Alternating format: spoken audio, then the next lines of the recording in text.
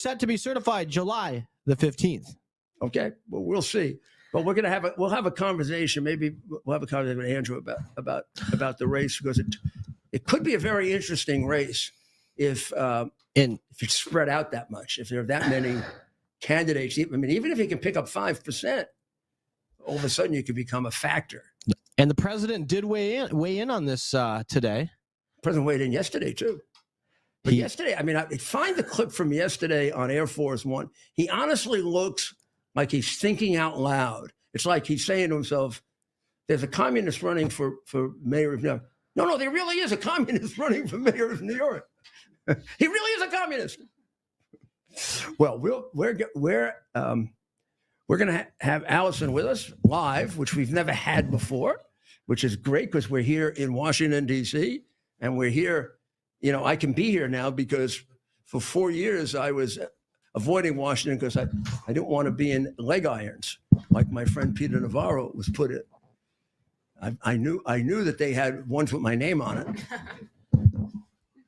So I will move over here for a minute as we bring Alison in with us. And we have on the screen right now the top priorities and accomplishments of the president's big, beautiful bill. So take a look at that as we arrange it. That's going to be the whole show then. Oh yeah, if so we much do that, to discuss here. Come in more. I feel like I'm so much taller than you. I mean, it's kind of amazing actually what he's accomplished, isn't it? Oh, here we go. I'm gonna be shorter. Yeah, it is amazing. There's so many crazy developments on this bill. And it must be really fascinating covering that place. It is fascinating. It is yeah, it is. There, I hear so many crazy things, mostly from the Democrats who are always out trying to scare everyone into their ridiculous beliefs. I hear all these Democrat members of Congress, doing these ridiculous interviews, and I'm just over there laughing like, does anyone buy into this? This is madness. Well, so tell us about today, Alison. What's going on at the White House and in Washington in general? Because the White House is sort of the big, beautiful bill. Of course, the House is. Yes, the big, beautiful bill is the talk of the town currently. Yeah. So as we know, yesterday it did pass the Senate. That was big news. It was a tie actually, and J.D. Vance had to come in to break the tie. Okay, so, it wasn't Pence, huh? Thankfully not. But yes, J.D. Vance was the tiebreaker, 51-50. So very, very slim majority there, as you know. Now, there is a lot of controversy today on the Hill because though it did pass the Senate, which I initially thought was really good news, I thought, okay, we are going to meet this July 4th deadline, right? Which is what the president wants. So we should all be rooting for that as well. However, today, in researching this further, I've realized that the Senate actually made a lot of substantial changes to the bill that may not be so great. So this is very alarming. Is that going to jeopardize a majority in the House, or is it the parliamentarian who will say it violates the reconciliation, all the crazy rules they have on reconciliation? That's a great question. And he's a Democratic plant. Yeah, that's true. That's a good point. But right now where it sits is the fiscal conservatives and the Freedom Caucus are very, primarily it's this group that is very upset about this because ultimately there's an additional $1 trillion added to the debt ceiling now, which wasn't in the original form of the bill when it passed the House. So the Senate managed to cram that in. And so now fiscal conservatives are very, very upset. And I think there's 10 holdouts currently that are saying they're going to refuse to be a yes vote on this until we get this back in order. So I think the majority of the day today was spent with President Trump meeting with the Freedom Caucus and fiscal conservatives to try to win them over on this. But I think it might be a tough sell this time around. Yeah, and I think there's a restriction on how much they can change. Yeah, I think and there it might still be, fits as reconciliation. Yes. And 51 votes is enough in the Senate. Yeah. So I thought you did a very good interview. I've forgotten the senator where you Kevin pushed Kramer. him on, you pushed him on AI, and that very that's what happens when you do one of these bills. I bet nobody really knew about that was there because it's so dangerous. I know. That was one of the hidden provisions, which, historically conservatives have never liked big bills for this reason, right? Because then things get hidden in there and they get buried and you never know what's actually in there. And, we found out with this I AI. thought that's the way you Nancy Pelosi said that's the way you're supposed to do it. It's not right. It's not right. The founding fathers must have. You can't know what's in a bill until it's passed. That's why we've been so successful. Famous last words, right? No, that's true. She did say that. And so that's why I was a little disappointed with the big, it's a very big bill. But, there are good things about it, no doubt. But this AI provision in the big, beautiful bill is not good. And I'm so grateful that I had the opportunity to talk with Senator Kevin Cramer, and we started talking about it on your show, and it really started gaining some traction. I actually got to talk to Speaker Johnson and ask him a question about it. So once that conversation started going, I know Steve Bannon was also very vocal on this. Once people started realizing the detriment that could cause to the country, word got out. And so it turned out, I was hearing initially they were going to take it from a 10-year moratorium down to a 5-year moratorium, which in my mind, I'm like, 5 years from now, it's 2025. 5 years is 2030. Agenda 2030. We can just trust them all to do it. We can just trust them all to do AI, however they want to do it. Exactly. But no, the amazing news that did come out of this is that the Senate actually nixed the AI provision entirely, so it is no longer in the bill at all. So this is very good news. If Democrats could do with AI what they wanted to, they'd never have to put up another Biden again. They could just create a candidate. It's shocking they're not in favor of it, isn't it? Probably the AI candidate would be better president than Biden. The AI candidate would actually be substantially better than Joe Biden. That is a fact. But yeah, Democrats, interestingly enough, are very against the AI stuff. They're viewing it more from the angle that it's going to take away jobs, which I think there is some truth to that. Actually, I think there's a lot of dangers with AI. And ultimately my fear is that, it's going to build this beast system that, we read about in the Bible. And ultimately create a digital surveillance state. And are we unknowingly cheering on our own demise and the ability to create tremendous frauds on people by creating what appears to be human beings. They call them deep fakes. What are they called? Deep fakes. Deep fakes. Yes. Yeah, it's very. I mean, it's frightening. It's really scary. It's also something that like anything else that could be tremendously useful. Yes, it could be saving lives, and it's enormously useful in warfare. Absolutely. I mean, there was a terrific article in one of the magazines about how ultimately it's not going to be the arms race; it's going to be the AI race. That's right. Because you could have all the arms in the world, but if you have AI that can disable them, yes. Then you're the king. Well, even Putin said whoever is the leader in AI will literally rule the world. Right. And it's true. And we are, it's an important issue because we are in an important AI arms race, so to speak, with China primarily. I think they're our biggest competitor in this. An article today in the Wall Street Journal saying China is catching up. Yeah. But if you read the statistic carefully, we're still way ahead. I think so. And I think one of the hidden benefits of Trump's election is it didn't get that far. Mm-hmm. I mean, it was going in that direction of China catching up on us.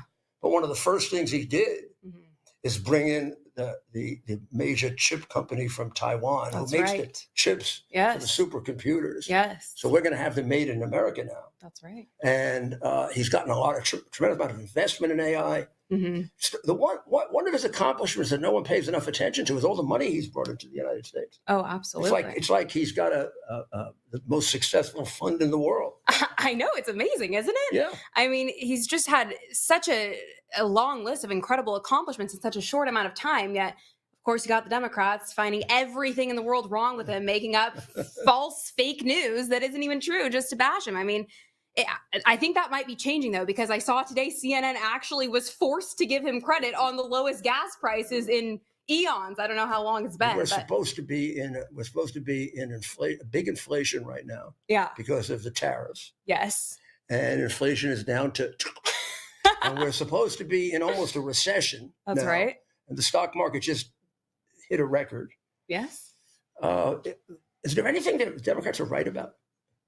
That's a great question. That is a really good question. I heard actually Kara interviewed Tom Homan today at the White House, and he made a great point. He said he's doing fantastic work, but he said if you ask a Democrat, what's wrong with tightened security at the border? What's wrong with reducing rapes and murders from illegal aliens? What's wrong with, tightening up security in America and actually building a wall, right? He said, they actually just stare at you with a blank look and they can't really compute. They can't figure out an answer. So I think he got him stumped on that one. Well, you do a great job of covering the White House, and it's a full-time job because you come in the morning, and by a half hour later, the story's all different, right? I mean, Oh my gosh! If I find Yes. that, I find that I go to bed at night and I start thinking about what I'm going to cover the next day, and I wake up and the whole world has changed. I know, isn't it incredible? Just don't even waste your time. It changes in the blink of an eye every day. Well, thank you very, very much. Thank you very But I much. want to ask you one general question about the White House. It should be. Is it a happy White House? Is it happy? Yeah. I mean, I remember. The Biden White House was dysfunctional. Yeah. But Trump always made it a kind of optimistic place. Yeah. But there was so many investigations, and I was there as his lawyer. Mm-hmm. I mean, anytime I'd show up at someone's desk, I thought I had a subpoena. It was like I'd show up at the desk and I'm not here. But we were having been a prosecutor and running an office where all we did was prosecute. Yeah. I think I dealt with more prosecution representing Trump than I did as a U.S. attorney. Every day he was getting prosecuted. Somebody's getting subpoenaed. The White House counsel had 5 more subpoenas that had to be answered. And it was amazing that he accomplished that much. In the first term. Yeah. But really they've had such great accomplishments. They should. I was in the Reagan White House, and that was a very happy White House. Was it? Okay. Yeah, but he was a very even when he was in trouble, he was a real happy warrior. Yeah. Well, I think the Trump team is pretty incredible. I mean, what they accomplish in a day is really amazing. Sometimes I'm there and I'm just in awe of like what is going on in front of my face. But it seems that the administration is very happy. It's the media and the fake news that's there that is so miserable. Yeah. And they try to make everyone else miserable along with them. But it's funny because when Trump did that press briefing the other day, it was his first one in the new term, right? You notice that some of these fake news outlets that, play this part of being so angry and so bitter and, the TDS is just erupting from their eyeballs. Even they were like so excited to try to get a question with Trump. You could just tell he lightens up the room and it's amazing to see. So maybe the tides are turning and things are looking up. They even seem more under control than they were the first time around. They even seem to be better behaved than they were under Biden. I mean, they're like being in charge of an out of control kindergarten. And that's a good analogy. I think Caroline does a good job of. She has kind of the personality that she does keeps them down a little. Yeah. Oh yeah, she keeps them in check. She makes them look bad. Yes. Exactly. They don't want to be embarrassed by Caroline. Well, this is something you're all your life you're gonna remember covering the White House. No matter what all the wonderful things you do in the future, you're going to remember that. Absolutely. So it's been an absolute honor and a privilege. And thank you so much for all that you do. You're a legend, so we appreciate you. Well, we're going to take a short break and we'll be right back.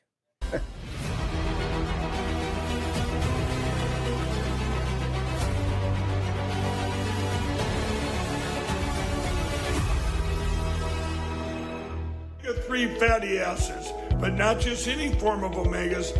These particular omega-3 fatty acids are sourced from wild-caught krill. Has been shown to support healthy blood pressure, circulation, brain health, as well as reduce inflammation, swelling, and joint pain. For a limited time, you can grab Native Path Antarctic Krill Oil for up to 66% off plus free shipping. Just go to getkrill.com/Lindell right now to get your special offer. With everybody talking about making America healthy again, I thought today'd be a great day to talk to all my fellow patriots about the importance of making your homes healthy again. Well, we have proudly partnered with airwaterhealing.com and their revolutionary whole home air purification system. The V3 from Air Water Healing does 3,000 square feet of purification. It eliminates dust, mold, viruses, and odors. But here's the part I love. They require no filters to ever be changed and virtually no maintenance. Whether you suffer from asthma, allergies, seasonal bronchitis, or just want to protect your family from the flu or even greater threats, don't wait to get your V3 from airwaterhealing.com today. Use code Lindell for 20% off in savings and free shipping. That's promo code Lindell at airwaterhealing.com.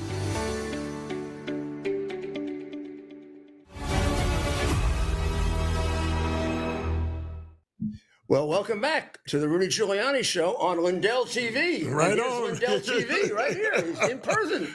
He was over at the White House today, so he'll have a couple of stories. But he won a big case last week. Really big victory for free speech. That's a big victory for the country. My Pillow, 100%. No matter what you've seen on the fake news, 100% vindicated. And even myself, which we're going to go after on an appeal part, they said Mike didn't do anything malicious or whatever. And then the media is out front, because Lindell TV, we couldn't talk, right? Right. We couldn't talk. They wouldn't let me talk outside of the courthouse. And I go, are you kidding me? You're putting me on a restriction. The judge puts me on this restriction. This corrupt judge puts me on a restriction. And then here, all the fake news media is out there, and they go, "No, did you learn anything?" I said, "You're a traitor too." I said, "Yeah, I learned to call it." I said, but they would play stuff in there. I got served on the steps of the state capitol of Colorado, suing My Pillow. With this law affair going on. Right. And so what am I going to do? I'm going to go speak. What was My Pillow sued for? Because their CEO, ready? Now, we're still sued for billions from the other machine companies that all rhyme with Dominion and Smartmatic. But anyway,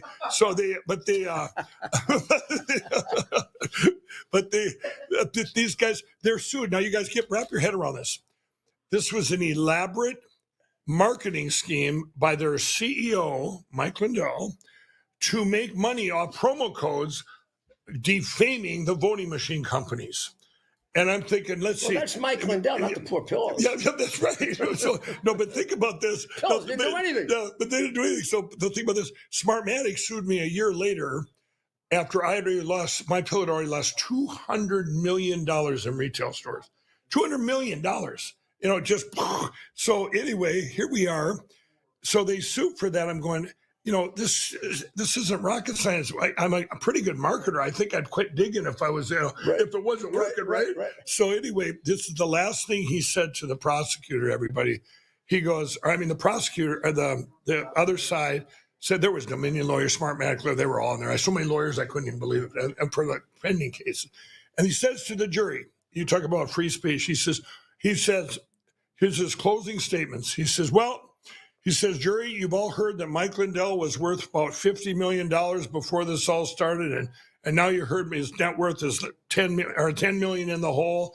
And My Pillow is hurting. And he says, you've heard all that during this trial. But he said, we're asking for $60 million. You can go more if you want, because that's what they said. And then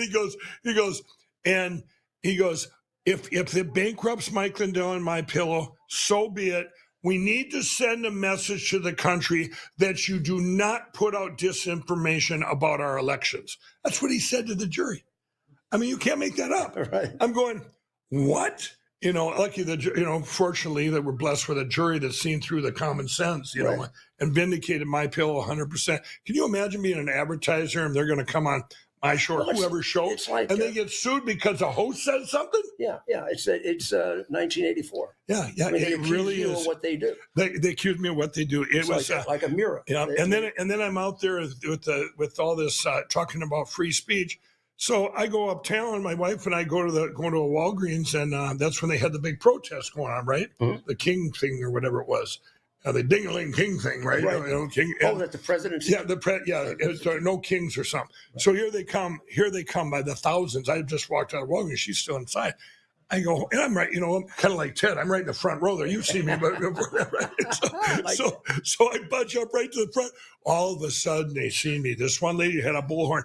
It's the Pillow guy, Mike Lindell. And I really thought they were going to tear me apart in pieces. I've had guns to my head, swords to my throat. You read my book, but this was different. I go, maybe I better leave that. There's no cops around, and there's thousands of them. So I jump in there. I go, hey, Kendra, we better go out the back way. Well, he almost got killed 3 or 4 times at the Democratic convention. Yeah. I thought he was going to get me killed too. He goes right in the middle of the Democratic. Can you imagine this guy going into the Democratic convention? I shaved my mustache. I didn't think they knew who I was. He was very beloved. I just appreciate he took a little heat off me. It was great. Over here, leave the mayor alone. Let's get the Pillow guy. It was fun at the White House today, though, when I was just telling you that with Tom Holmgren, Kara was there, and she goes, here he comes walking, and she goes, boy, I'd like to get an interview with him. I said, he's a good friend of mine. I said, hey, Tom, so he comes over. We hadn't seen each other in a while, and I said, would you mind would you have time to do a quick interview here on Lindell TV? He says, sure. All the other networks, you should have seen the jealousy coming. They're all filming us, filming him that are waiting, and he walked right by him. Right. Well, he's a great interview too. It was a great interview. So I was at Homeland Security, and I am actually amazed at how much they accomplished. To have the border down to almost nothing. It's amazing. I knew they were going to do it. It's amazing. But I predicted it would take a year to 2 years to do it. Well, you know, I used to do this kind of work, so it's not just a general. It's ridiculous what they've done. Right. It's ridiculous. Well, it's the words travel too, so you don't have people trying either. Right. They stopped, and I like that. Watching them down at Alligator World or whatever they were doing yesterday. What a great idea to name it that. Everybody. Alligator Alcatraz. Can you imagine these people thinking of coming in illegally? Well, gee, if it doesn't work, we'll end up in El Salvador, the worst prison in the world. We'll be in the middle of Alligator Alcatraz. But it was funny because Christy Nome, she says, she goes, this is a warning. You guys go deport yourself right now. And I think they're doing that. She says, deport yourself now so that you can come back legally sometime. And I think people are doing that. I really do think they're doing that.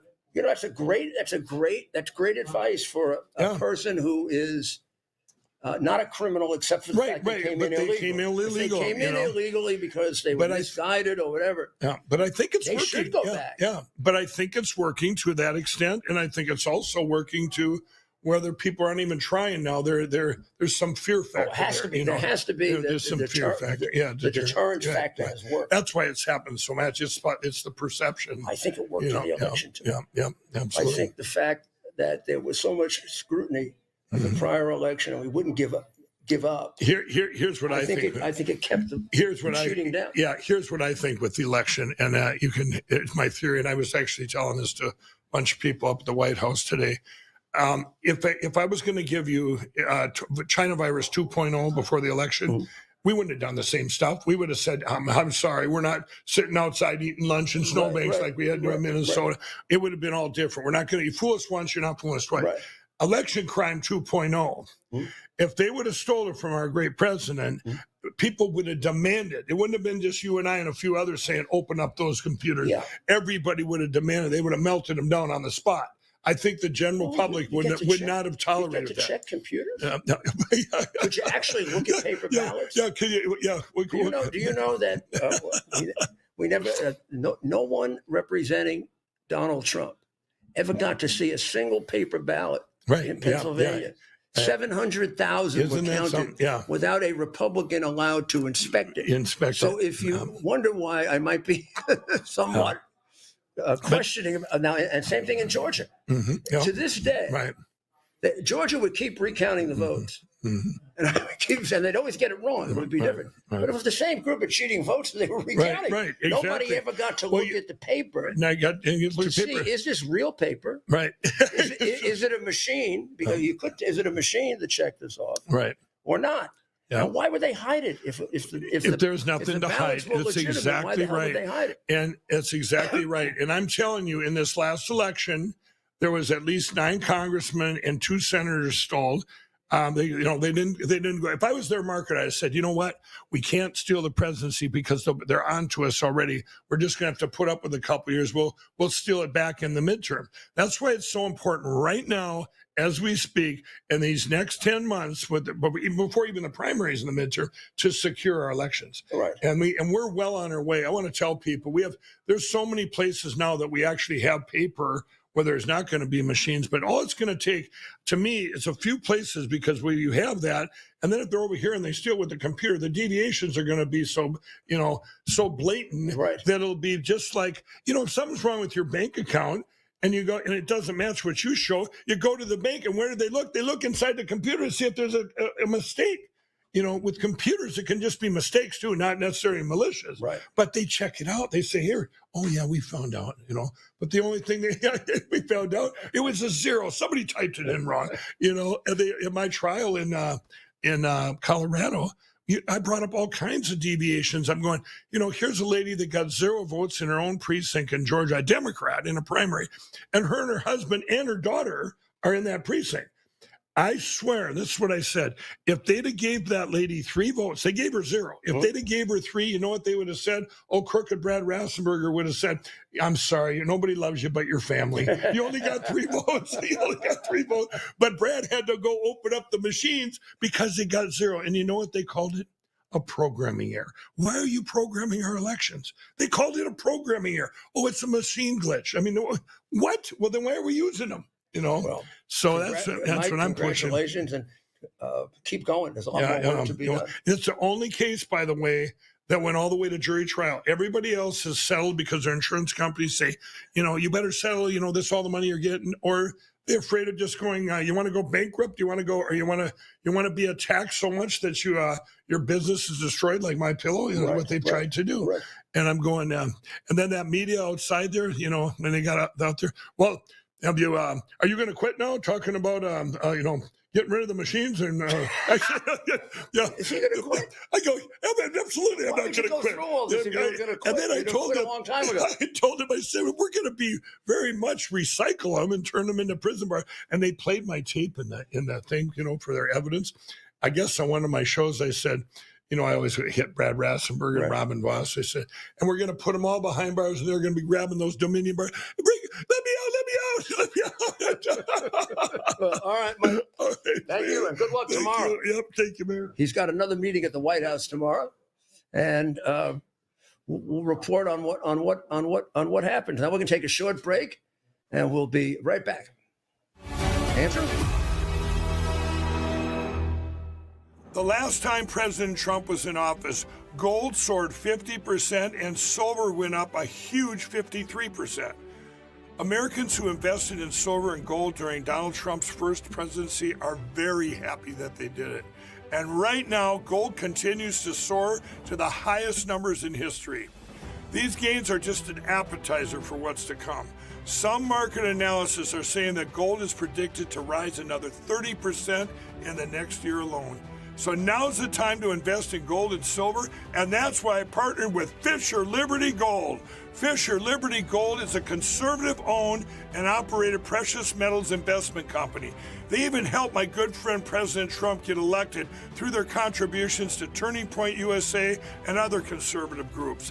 I have dedicated my life to ensuring that people get the best sleep ever. And in addition to owning a My Pillow, I can now sleep well at night knowing that you can all protect your savings with precious metals with Fisher Liberty Gold. With Fisher Liberty Gold, you can sleep well knowing that your retirement is secure.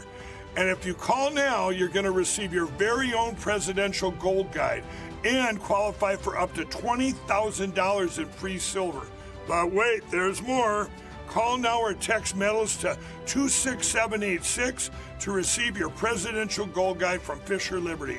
And for a limited time, I will send you a free My Pillow for qualified accounts. This presidential gold guide from Fisher Liberty will tell you exactly why you need to own gold even while Donald Trump is president. And just by calling in, you get a free My Pillow for a limited time for qualified accounts. And up to $20,000 in free silver. So don't wait.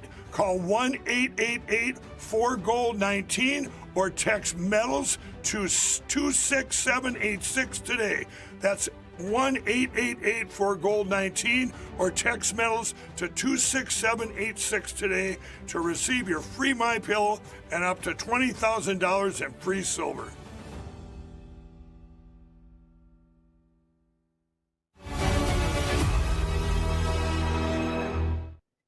Welcome back to the Rudy Giuliani Show on Lindell TV. Mr. Lindell has had to go off, but I have with me Andrew Giuliani, who is in charge of overseeing the FIFA program in America next year, which is going to be, I think, the security challenge of the century. So we're going to begin talking about that. Tell us exactly what you're doing. Oh, by the way, it's my son, Andrew. Well, thank you. Your favorite son, but it's a low bar as I'm the only one as well. Look, I'm very honored to be the executive director of the White House's task force on the World Cup. the best perspective that I like to give Americans and American football fans like ourselves is about 130 million people will watch a Super Bowl. That's a lot of people, right? Yeah. About 2 billion people watch a World Cup final. So it makes the Super Bowl look like a little not all the game. games. Just the final. When you add up the entire games, you're looking at somewhere around 8 or 9 billion viewers over the course of the tournament. They'll watch some of the early games. Yeah, absolutely. Depending on, who's playing in there. And then as it moves along, it gets bigger and bigger. Yes. And when you think about this, it's not just one city. It's not just one site. You're looking at the entire continent, right? This is the United States will host 78 of 104 games. Canada and Mexico will host 13 games each. You're talking about 11 sites. 78 games. 78 games. And those 78 games by the U.S. government will be treated like the Super Bowl from a security perspective.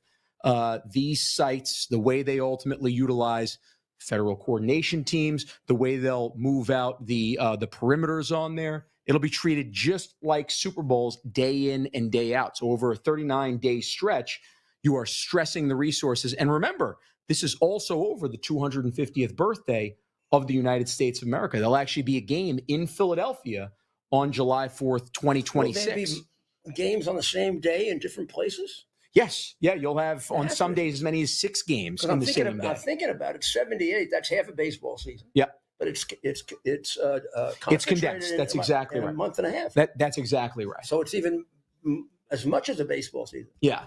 And it's been fascinating to learn about the infrastructure of it, because you're not just learning about one location, you're not just learning about one fan group, you're learning about the entire world. You're also learning about the entire continent. There are different challenges in Los Angeles, as you can imagine, and working with the governor and mayor's office over there, which is very unique, versus Texas and Houston and Dallas, which is probably a little more amenable to the Trump administration. But then it's also the base camps, right? You think about some of these places that might not be host sites, but Providence, Rhode Island, they might be the place where Argentina draws to be their base camp over 40 days. There are different issues. Even in Texas, there are issues, and then in Los Angeles, absolutely, you got to make sure they have water in the fire. You've got it. You pretty much have it down over here. But it's been fascinating learning about it. One of the things that's going on right now, there's a smaller tournament called the Club World Cup. That's going on now. It's going on right now. We've had 56 of the 63 games that have been played. I'm thankful to report there's been no major incidents. There's been no major visa issues. We've been able to vet through all of the players, the personnel, everything without there being any major incident. I think this is one of the things that's been very clear from President Trump, Vice President Vance, from Secretary Noem, who you were with today, from Secretary Rubio, to all the different members of the cabinet that are on the task force. We want to open up the country to the world over our Independence Day for this, but we're not going to sacrifice our national security posture. I think that's very, very important. And that balance is very important, but thankfully we have a very good team to be able to work it. And I've got a guy who knows a few things about security that I can give a call to. And you've been at a World Cup. Yes, that's right. In 1994. Yeah, people forget. Your first year in office, as a matter of fact. The U.S. had the World Cup in 1994. It was my That's first right. year in office.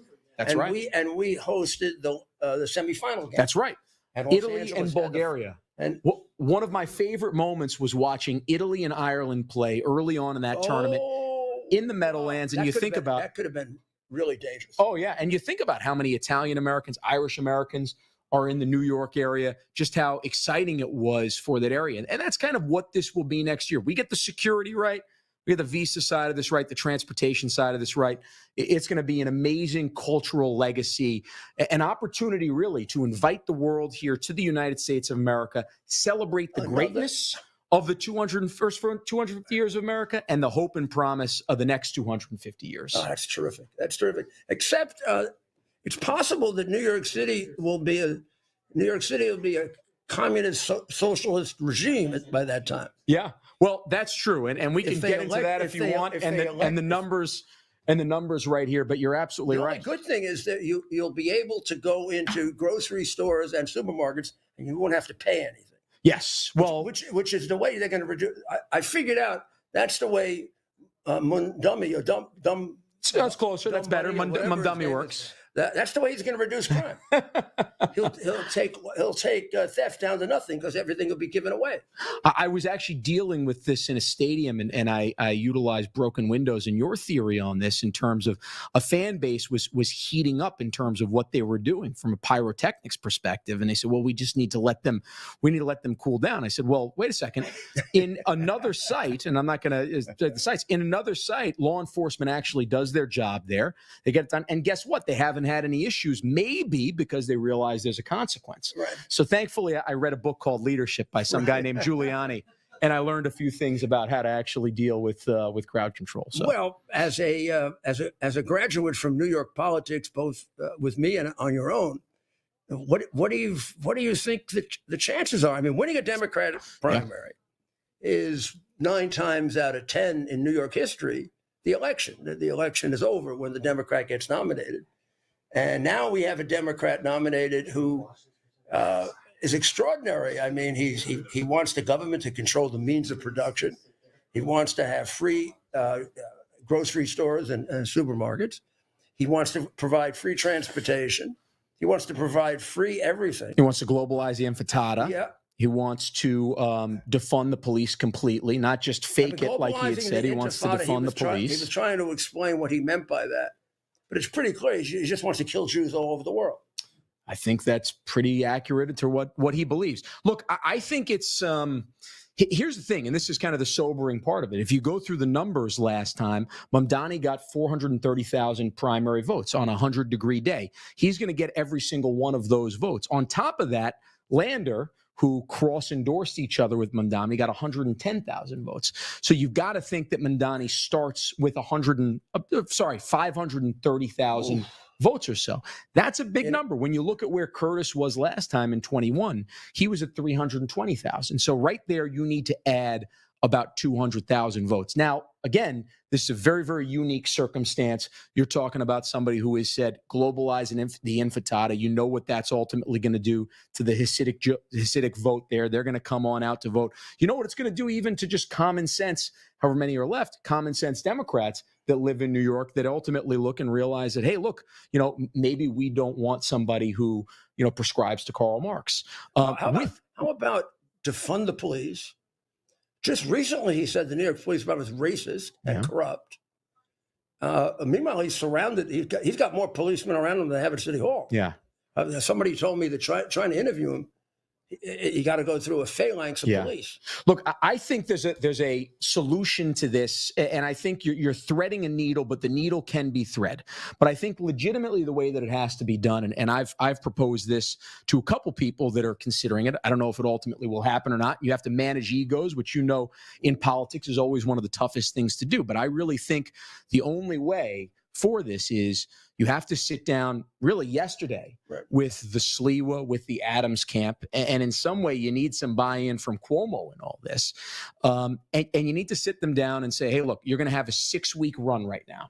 You're going to have a 6-week run. You get your teams together. We'll have an independent pollster. And whoever's running behind in those 6 weeks has to drop out and endorse the other. Your legacy can be one of two things. It can be running third in a mayoral primary that ultimately will lose New York City to Karl Marx, or it can be actually going and endorsing the person that will win and overtake Mamdani to actually go and win the race. That, to me, is the only way. I don't think anybody can drop out now, because what happens is if you have somebody drop out now, whether it's Sliwa, whether it's Adams, first off, we don't know what the polling effect is going to be, probably until mid-July of Mamdani being in there, right? This needs to settle with people. They need to understand the actual consequence and that New York truly is at a crossroads over here, right? But also what you need to see is, from a polling perspective, who's actually going to get the biggest bump out of this? Is this Sliwa? Is it Adams? Is it Cuomo? We don't really know.